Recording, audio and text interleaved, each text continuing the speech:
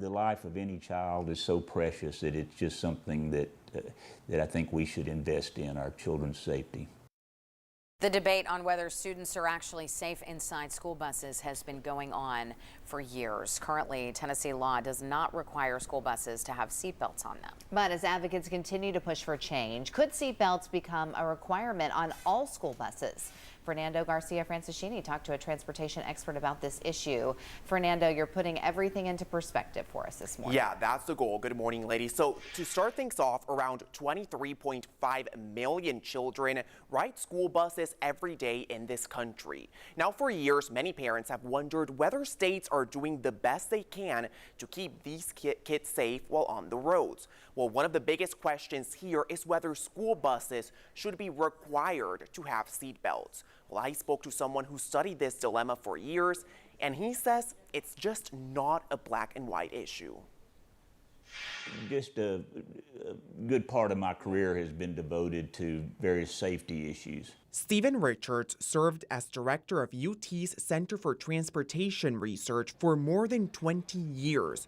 He says what he's learned through many years of research may surprise some people. Actually, school bus transportation is one of the safest forms of transportation we have in this country. On average, 815 children are killed every year on the way to and home from school, but only 2% of them are killed on school buses.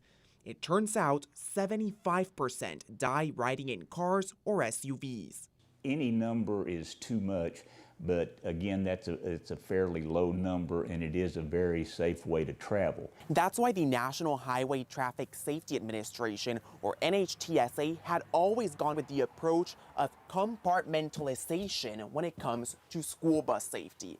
And that, of course, includes very narrow aisles and strong seats with high seat backs and energy-absorbing ability, saying these would do enough of a good job of keeping students safe. But after some high-profile bus crashes, including ones in Knoxville and Chattanooga, the NHTSA reverted its policy recommendation. They now say that three-point seatbelt use is a safety treatment that is cost-effective and worth investing in. Well, despite that change in recommendation, only 6 states in the country require seatbelts in school buses. You're seeing them highlighted on that map right now: California, Florida, Louisiana, New Jersey, New York, and Texas.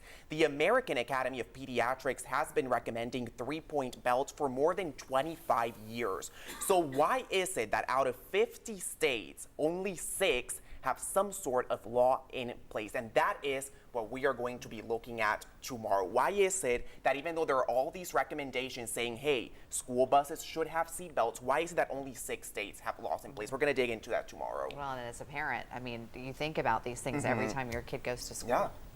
You just say a prayer. All right, thank you, Fernando. We appreciate it. Well, as